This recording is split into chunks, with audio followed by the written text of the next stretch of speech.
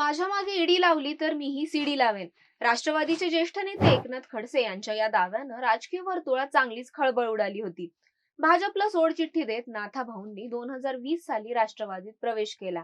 पण यावेळी आपण देवेंद्र फडणवीसांवर नाराज होऊन पक्ष सोडत असल्याचंही ते म्हणाले होते.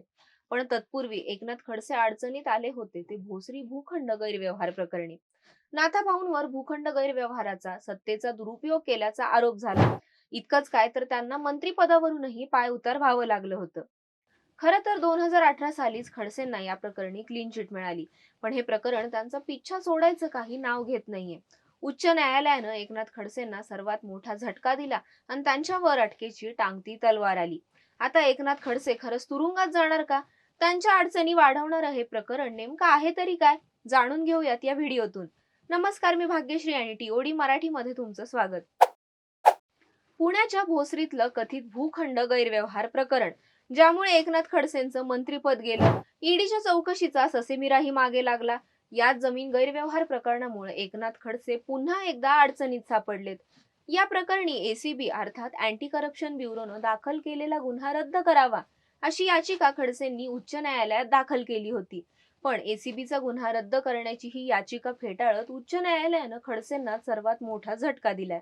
पण सगळ्यात आधी हे भोसरी भूखंड गैरव्यवहार प्रकरण नेमकं काय आहे ते जाणून घेऊ. 2016 मध्ये एकनाथ खडसे हे तत्कालीन फडणवीस सरकारमध्ये महसूल मंत्री होते. त्यावेळी पदाचा गैरवापर करत पुण्यातल्या भोसरी एमआयडीसीतील सर्वे क्रमांक 52-2 मधला 3.1 एकरचा भूखंड खरेदी केल्याचा आरोप झाला होता. खडसेंनी त्यांची पत्नी मंदाकिनी खडसे आणि जावई गिरीश चौधरी यांच्या नावानं हा प्लॉट खरेदी केल्याचा हा आरोप होता. हा भूखंड अब्बास उकानी यांच्या मालकीचा होता. त्यांच्याकडून एमआयडीसीनं 1971 साली तो अधिग्रहण केला. उकानी यांना नुकसान भरपाई देण्याबाबतचं हे प्रकरण न्यायालयात प्रलंबित असताना खडसेंनी 12 एप्रिल 2016 रोजी या प्रकरणासंदर्भात बैठक बोलावली आणि अधिकाऱ्यांना जमीन उकानींना परत द्यावी की त्यांना जास्त नुकसान भरपाई द्यावी याविषयी त्वरित निर्णय घेण्याचे निर्देश दिले, असा दावा या प्रकरणात करण्यात आला होता.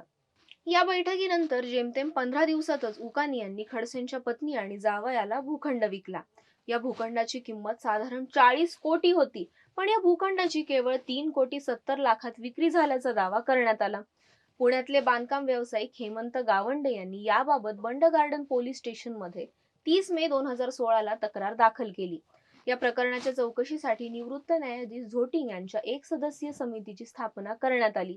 पण तक्रार दाखल करूनही पोलिसांनी कारवाई न केल्याचं सांगत गावंडेंनी मुंबई उच्च न्यायालयाचे दरवाजे ठोठावले. त्यानंतर न्यायालयानं लाचलुचपत विभागाला या प्रकरणाच्या चौकशीचे आदेश दिले.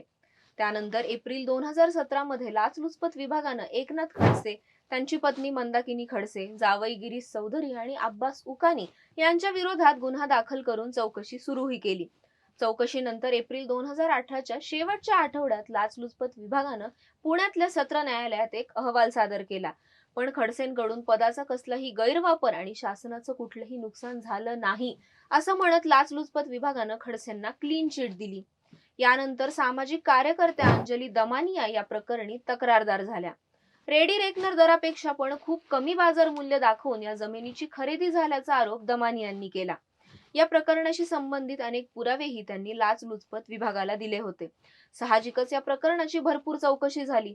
भोसरी भूखंड गैरव्यवहार प्रकरणी आतापर्यंत अनेक चौकशा झाल्या. अँटी करप्शन विभागाच्या वतीनं खडसेंची देखील चौकशी करण्यात आली होती. एकनाथ खडसे यांनी पुण्यात त्यांच्या विरोधात एसीबीने दाखल केलेला हाच गुन्हा रद्द करण्यासाठी हायकोर्टात दाखल केलेल्या याचिकेवर नुकतीच सुनावणी झाली. या प्रकरणी हायकोर्टानं खडसेंना अटकेपासून दिलेलं संरक्षण सोमवारी म्हणजेच 9 ऑक्टोबरला संपलं. या प्रकरणात एकनाथ खडसे, त्यांच्या पत्नी मंदाकिनी खडसे, जावई गिरीश चौधरी आणि इतरांचाही समावेश आहे. उच्च न्यायालयाच्या या निर्णयामुळे एकनाथ खडसेंना अटक होणार का, असा प्रश्न आता उपस्थित होतोय. कथित भोसरी जमीन गैरव्यवहार प्रकरणी खडसेंचा पाय आता आणखी खोलात जाणार की त्यांना दिलासा मिळणार, हे प्रकरण आता काय नवं वळण घेणार हे तर येणारी वेळच सांगेल. खडसेंवर होणारी कारवाई योग्य की अयोग्य, तुमच्या प्रतिक्रिया आम्हाला कमेंट करून सांगा.